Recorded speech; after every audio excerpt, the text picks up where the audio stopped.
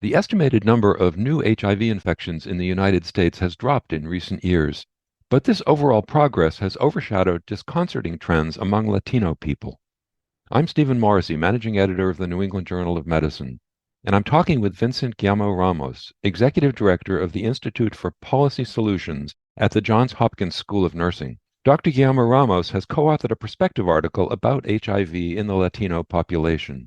Dr. Guillermo-Ramos, what do we know about rates of new HIV infections in the United States overall? How much progress has been made in the past decade or so? Our most recent data from the CDC that focuses on the period of 2022. In the New England Journal of Medicine paper, I look at 2010 to 2022 and really provide a snapshot of that 12-year period.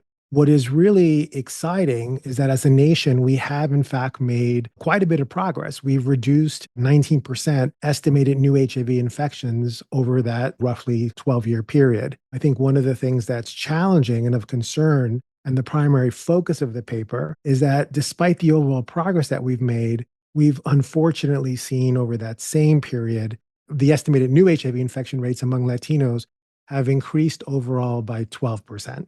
And in what Latino communities have those trends been the most concerning? Overall, as I mentioned, we've had an increase over that period of 12%, but there are probably two groups that warrant a special consideration. First and foremost, we've had a 24% increase in estimated new HIV infections among Latino men who have sex with men. And I think one group in particular, Steve, that's certainly important to mention is that when we think about younger Latino men that have sex with men ages 25 to 34, we see a 95% increase in estimated new HIV infections. I also want to point out that while we don't have incidence data for transgender Latina females, we do have diagnosis data. And what we see here is that between the period of 2014 to 2022, we've had, unfortunately, a 94% increase in HIV diagnoses among Latina transgender females. Looking at those numbers, why have HIV prevention and treatment efforts been inadequate to change this trajectory in the Latino population?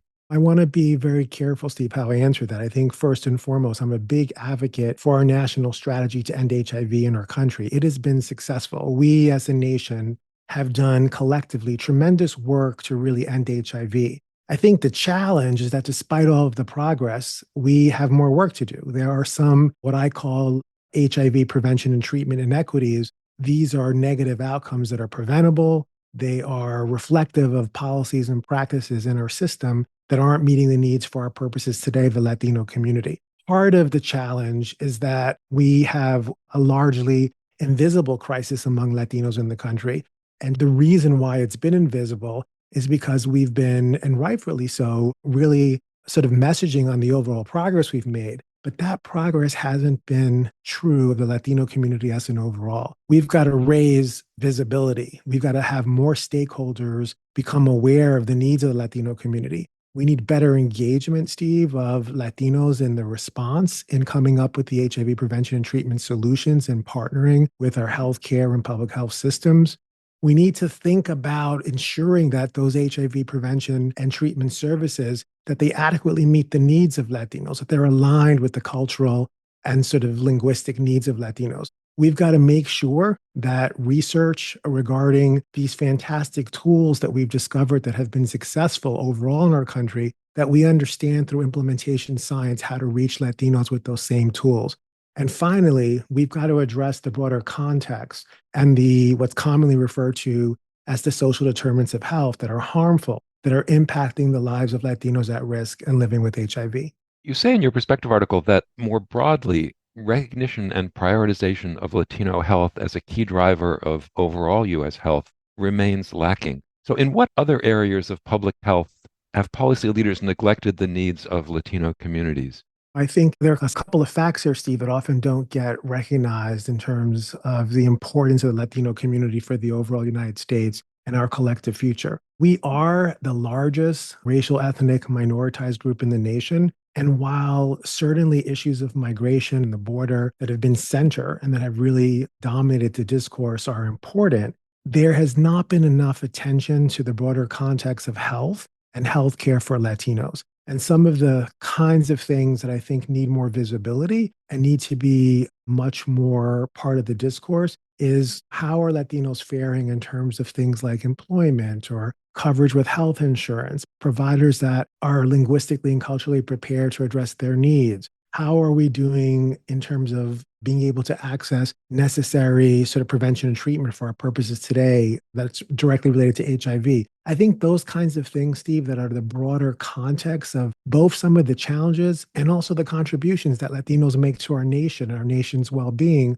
often are not part of the discourse. What dominates is a lot of, in my view, misperception, inaccurate information about who we are as a community. And there's been too much attention on the border as opposed to really addressing some of our contributions and some of our health needs.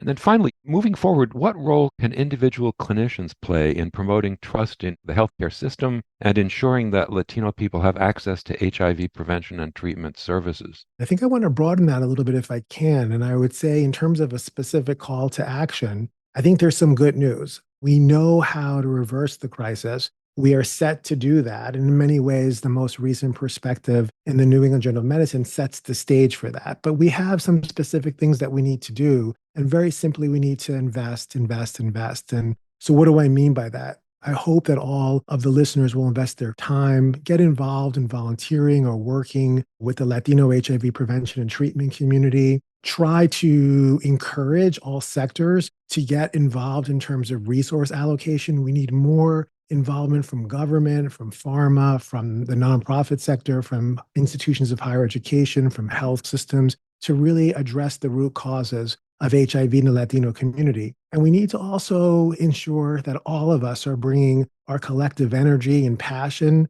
to ending HIV in the Latino community. Make this an important sort of part of your work, part of your mission as a healthcare provider to really take a stand in eliminating HIV for all of us, including the Latino community.